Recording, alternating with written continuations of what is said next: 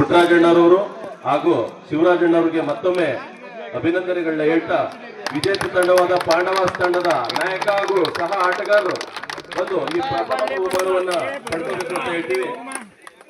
ಹಾಗೂ ಪ್ರಥಮ ವರ್ಷದ ರಾಮಾನುಜ ಕಪ್ ಕ್ರಿಕೆಟ್ ಟೂರ್ನಿಯ ವಿಜೇತ ತಂಡವಾಗಿ ಪಾಂಡವಾಸ್ ತಂಡ ಮೂಡು ಬಂದಿದೆ. ಅವರಿಗೆ ಜೋರದ ಚಪ್ಪಾಳೆ ಮೂಲಕ ಅಭಿನಂದಿಸಬೇಕು ಅಂತ ಕೇಳ್ಕೊತೀವಿ.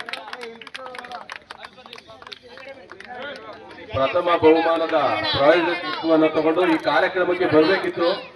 ಶ್ರೀಯುತ ಪುಟ್ಟರಾಜುರವರು ಅನ್ಯ ಕಾರ್ಯ ನಿಮಿತ್ತ ಕಾರ್ಯಕ್ರಮಕ್ಕೆ ಬಂದಿಲ್ಲ. ಅವರ ಅನುಪಸ್ಥಿತಿಯಲ್ಲಿ ಈ ಒಂದು ಬಹುಮಾನದ ವಿತರಣೆಯನ್ನ ನಮ್ಮ ಜಿಕೆ ಕುಮಾರ್ ಅವರು ನಿರ್ವಹಿಸಿಕೊಡ್ತಾ ಇದ್ದಾರೆ. ಗ್ರಾಮ ಪಂಚಾಯತಿ ಹಾಲಿ ಉಪಾಧ್ಯಕ್ಷರಾದಂತಹ ಶ್ರೀಯುತ ಜಿಕೆ ಕುಮಾರ್ ಅವರು ನಿರ್ವಹಿಸಿದ್ದಾರೆ. ಅವರಿಗೆ ತುಂಬ ಹೃದಯದ ಧನ್ಯವಾದಗಳು. ಈ ಒಂದು ಕ್ರೀಡಾಕೂಟದ ಯಶಸ್ವಿಗೆ ಸಹಕಾರಿಯಾದಂಥ ಎಲ್ಲ ಯುವ ಮುಖಂಡರಾದಂಥ ಕಿರಣ್, ಭಾರತ, ನಮ್ಮ